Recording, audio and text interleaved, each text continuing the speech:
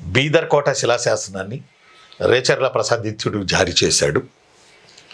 ఈ బీదర్ కోట శిలాశాసనంలో రుద్రమదేవిని పురుషనామంతో సంబోధించాడు.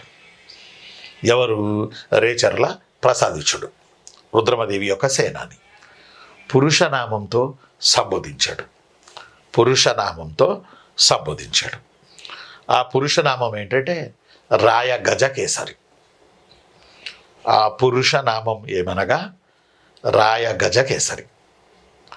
రాయ గజకేసరి అనే టైటిల్ పురుషులకు ఇస్తారు, కానీ ఈమె ఒక పురుషుల్లా పోరాడి యుద్ధంలో గెలిచింది అని ఈమె ఎలివేషన్లో భాగంగా రేచర్ల ప్రసాదిత్యుడు బీదర్ కోట శిలాశాసనాన్ని వేశాడు.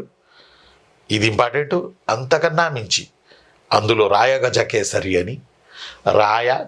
కేసరి అని ఈమె కీర్తించబడింది.